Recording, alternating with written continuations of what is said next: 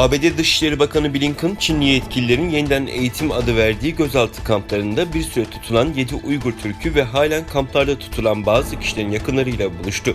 ABD Dışişleri Bakanlığı Sözcüsü Ned Price, buluşmanın amacının Çin Halk Cumhuriyeti'nin insanlığa karşı suçlarına ve Uygur soykırımına son vermesi çağrısını yinelemek olduğunu kaydetti.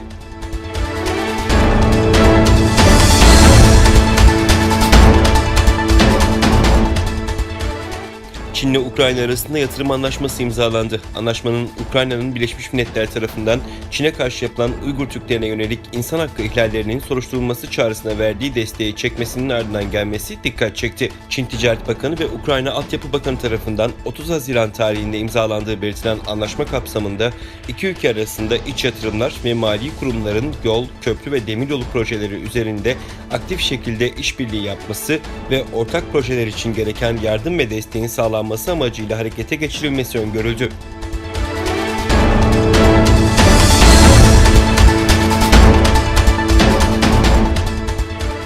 Japon haber ajansı Kyodo'nun haberine göre Japonya Başbakan Yardımcısı Aso dün yaptığı açıklamada Çin'in Tayvan'ı işgal etmesi durumunda harekete geçebileceklerini kaydetmişti. Çin, Japonya'nın Tayvan'a ilişkin açıklamalarını tehlikeli olarak değerlendirerek hiçbir ülkenin Tayvan'a müdahalesine izin vermeyeceğiz mesajını verdi.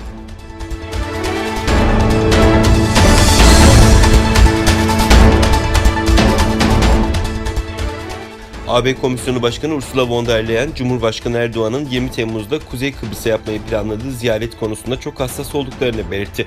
Avrupa Parlamentosu Başkanı David Sassoli ve AB dönem başkanlığını yürüten Slovenya Başbakanı ile ortak basın toplantısında konuşan Alman politikacı, Kıbrıs'ta iki devletli çözümü asla ve asla kabul etmeyeceklerini de tekrarladı.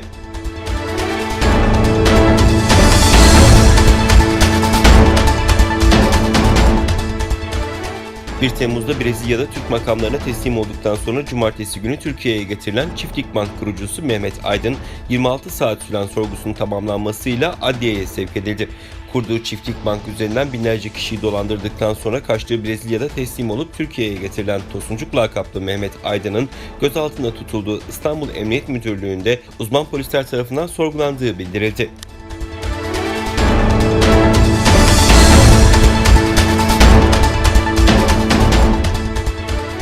16. Avrupa Futbol Şampiyonası'nda İngiltere'nin başkenti Londra'da Wembley Stadı'nda oynanan ilk yarı final maçında İtalya ile İspanya karşılaştı.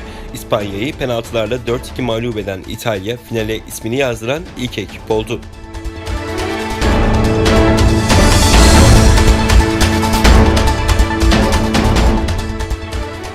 Bursa Uludağ Üniversitesi Uygur Öğrencileri Türk Devletleri ve Akraba Toplulukları Araştırma Merkezi'nde anlamlı bir buluşma gerçekleştirildi.